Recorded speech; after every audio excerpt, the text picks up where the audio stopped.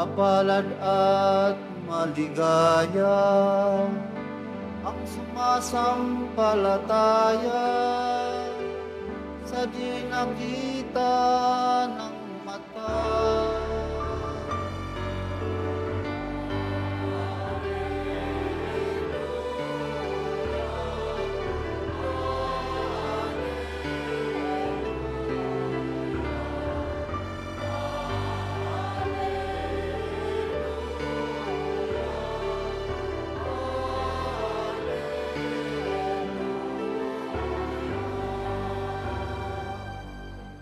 Sumainyo ang Panginoon. At sumayo rin. Ang mabuting balita ng Panginoon ayon kay San Juan. Papuri sa iyo, Panginoon. Kinagabihan ng linggo ding iyon, ang mga alagad ay nagkakatipon. Nakapinid ang mga pinto ng bahay na kanilang pinagtitipunan dahil sa takot nila sa mga Hudyo. Dumating si Jesus at tumayo sa gitna nila. Sumainyo ang kapayapaan, sabi niya. Pagkasabi nito, ipinakita niya ang kanyang mga kamay at ang kanyang tagiliran. Tuwang-tuwa ang mga alagad nang makita ang Panginoon. Sinabi na naman ni Jesus, sumainyo ang kapayapaan.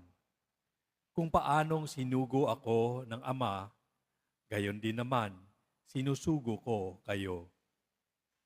Pagkatapos, sila'y hiningahan niya at sinabi, tanggapin ninyo ang Espiritu Santo. Ang patawarin ninyo sa kanilang mga kasalanan ay pinatawad na nga. Ang hindi ninyo patawarin ay hindi nga pinatawad. Ngunit, si Tomas na tinaguriang kambal, isa sa 12, ay wala roon nang dumating si Jesus. Kaya't sinabi sa kanya ng ibang alagad, nakita namin ang Panginoon. Sumagot si Tomas, hindi ako maniniwala hanggat di ko nakikita ang butas ng mga pako sa kanyang mga kamay at naisusuot dito ang aking daliri. At hanggat hindi ko naipapasok ang aking kamay sa kanyang tagiliran. Makalipas ang 8 araw, muling nagkatipon sa loob ng bahay ang mga alagad. Kasama nila si Tomas. Nakapinid ang mga pinto, ngunit pumasok si Jesus at tumayo sa gitna nila. Sinabi niya, sumainyo ang kapayapaan. Saka sinabi kay Tomas, tingnan mo ang aking mga kamay at ilapit dito ang iyong daliri. Ipasok mo ang iyong kamay sa aking tagiliran. Huwag ka nang mag-alinlangan, maniwala ka na. Sumagot si Tomas, Panginoon ko at Diyos ko. Sinabi sa kanya ni Jesus, naniniwala ka na ba sapagkat nakita mo ako? Mapapalad ang mga naniniwala kahit hindi nila ako nakita. Marami pang kababalagahang ginawa si Jesus na nasaksihan ng mga alagad, ngunit hindi natatala sa aklat na ito. Ang mga natala rito'y sinulat upang sumampalataya kayong si Jesus ang Mesiyas, ang anak ng Diyos. At sa gayoy, magkaroon kayo ng buhay sa pamamagitan niya. Ang mabuting balita ng Panginoon. Pinupuri ka namin, Panginoong Heso Kristo. Magsiupo muna po ang lahat.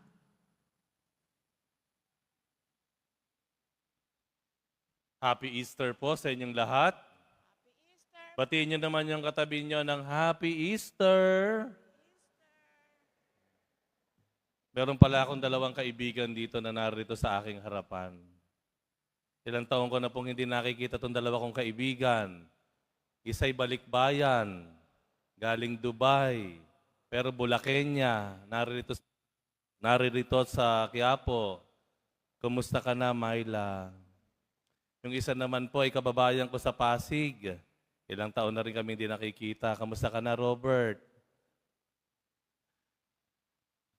Kamustahin nyo nga yung katabi ninyo. Kamusta po kayo? Kamusta po kayo? Parang Koreano, no? Kamusta po kayo? Ayan. Madalas, pag kinukumusta tayo, ano sagot natin? Mabuti po. Ano pa? Ha? Meron laging tayong idinidikit kapag tayo ay sumagot sa tanong na kumusta. Ano 'yon? Mabuti naman sa awa ng Diyos. Di ba ganun tayo lagi? O kamusta ka na? Magaling ka na ba? Magaling na ako sa awa ng Diyos. Tapos na ba yung anak mo sa pag-aaral? Tapos na siya sa awa ng Diyos. Nakakuha na ba ng trabaho ang anak mo? Nakakuha na ng trabaho sa awa ng Diyos. Tama ba? Lagi yun, ano? O sige, ulitin natin. Kamustahin yung katabi ninyo. Kumusta ka na? Kamusta na kayo? Di ba? Sa awa ng Diyos. Alam nyo, napakaganda po noon. Napakaganda. Kapag lagi nating dinidikitan, sinusundan noong salitang sa awa ng Diyos. Bakit?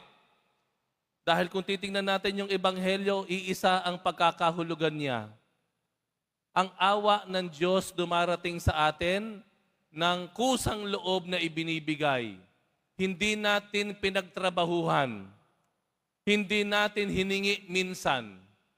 Ang awa ng Diyos ibinibigay na kusa, wala ka pang ginagawa. Naniniwala ba kayo doon? Tingnan niyo yung Ebanghelyo. Sa ika-8 araw, pagkatapos muling nabuhay ang Panginoon, yung mga alagad nasa saan? Nandoon pa rin sa upper room, doon sa isang silid, nagtatago sila. Nakapinid ang mga pinto at bintana. At alam naman po natin kung ano nararamdaman nila. Magkahalo. Magkahalong takot sa kanilang ginawa o na sila ay kakilala ni Jesus, na sila ay magkaroon ng kaparehong kapalaran ng kanilang guro at ang pakiramdam na nahihiya sila sa Panginoon. Bakit? Aba, hindi ba iniwan nila ang Panginoon? Noong ang Panginoon ay hinuli, nasaan sila? Nagtatakbo sila. Nawala, bigla silang parang bula. So may halong kahihiyan. Sa gitna ng ganitong kalagayan, may takot, may kahihiyan. Ano ginawa ng Panginoon? Ang Panginoong Jesus pa ang lumapit sa kanila. Hindi nila hinanap ang Panginoon? Hindi. Hindi sila nanikluhod sa Panginoon. Panginoon, patawad po. Iniwan ka namin sa ere. Hindi. Ang Panginoong Jesus, kusang loob na lumapit sa kanila. Kahit ang mga saradong pinto at bintana, hindi napigilan ang kusang pagpunta at paglapit ni Jesus sa kanila. Yan ang tinatawag na awa. Pagkatapos, pinakita ng Panginoon ang kanyang mga sugat. Eto, tingnan nyo. Ito yung bakas ng pako. Ito yung bakas ng sibat. Ayan, magaling na. Ano ibig sabihin nun? Na wala kayong ginawa para hilumin ang sugat ko, pero lumalapit ako sa inyo. Nakikipagkasundo ako sa inyo. Parang sinasabi ng Panginoon, huwag kayong mag-alala. Masyado kayo nababagabag sa inyong ginawa. Okay lang ako, magaling na ako. Tayo ay magkasundo. Tayo ay magkasama. May awa ako sa inyo. Nakita niyo po? Ang kahulugan ng awa. Pag sinabi pong awa ng Diyos, hindi mo kailangang gumawa ng kahit ano paman. Ito ay malaya na ibinibigay ng Diyos, wala ka pang ginagawa. Alam nyo, natutunan ko yan, ilang taon na po ang nakararaan, yung awa ng Diyos. Nung una, akala ko ang awa ng Diyos, kailangan magpakitang gilas ako sa Panginoon, kailangan parang may tila panunuhol sa Kanya para kaawaan ako ng Diyos. Hindi pala ganun ang awa ng Diyos. Dahil po nung ilang taon na nakararaan, nagkasakit po ang aking nanay, ang aking sariling ina. Okay? Amputee po siya, naputulan ng kanyang isang paa dahil siya po ay diabetic. Nabubulok na yung kanyang paa at the age of 80 o 81. Nabubulok na po yan. Okay? At siya ay bedridden na po. Nasa bahay na lang po namin. At ako po ay dumadalaw na lamang po gabi-gabi sa bahay namin para makita siya. Pagkatapos ng lahat ng ginagawa ko sa simbahan, kahit alas 11:30 pa yan, kahit alas 12 pa yan, sisiguraduhin ko, nasisilipin ko si nanay. At kada ako dumarating doon, may mga komento ang aking mga kapatid. Ang sabi ng aking ate, alam mo, Father Jade, pag ikay dumadalaw, lumalakas ang nanay. Dumidilat, nagsasalita. Pag ikay dumadalaw, ang sabi ko sa sarili ko, pari malakas kay Lord. Paulit-ulit niyang sinasabi yon, tuloy, naiisip ko, kasi nga, pari ako Tsaka malakas ako magdasal. Yun ang nasa isip. Lumipas po ang maraming buwan. Isang gabi, dinalaw ko uli si nanay, kagaya ng ginagawa ko. This time, pagdapit ko sa kanya sa kama, hindi na siya gumagalaw, hindi siya nagsasalita. At naisip ko sa sarili ko, Lord, di ba malakas ako sa iyo? Pari ako Magaling ako magdasal. Pero bakit hindi siya nagsasalita at gumagalaw ngayon? Sumunod na araw, gabi, bumalik ako. Pareho pa rin ang nakita ko. Hindi na rin siya gumagalaw, hindi na rin nagsasalita. Pag uwi ko nung gabing iyon, o nung madaling araw na iyon, napag-isip-isip ko, mali pala ang aking paniniwala. Si nanay, lumalakas, hindi dahil sa akin, kung hindi dahil sa biyaya ng Diyos, dahil sa awa ng Diyos.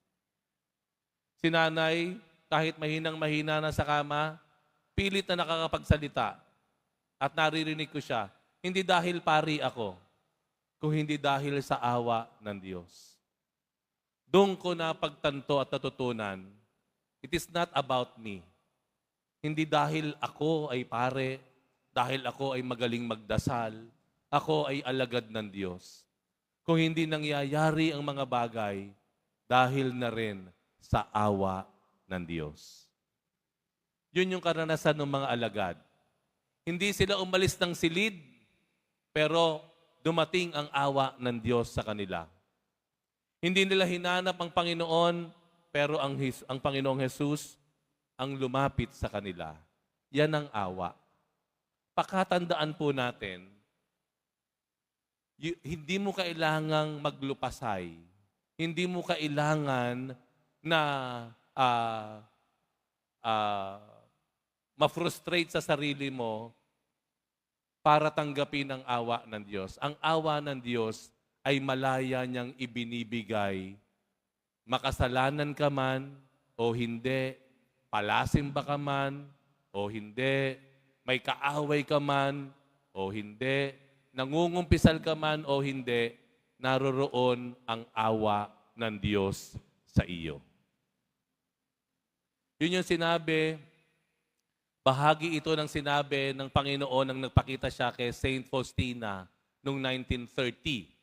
Alam naman po natin si Saint Faustina ang siyang visionary, madre mula sa Poland. Ang pinakinausap ng Panginoon. Ang sabi, minsan sinabi ng Panginoon sa kanya, nung unang tipan, nung lumang tipan, pinadadala ko ang kulog sa mga tao, thunderbolts.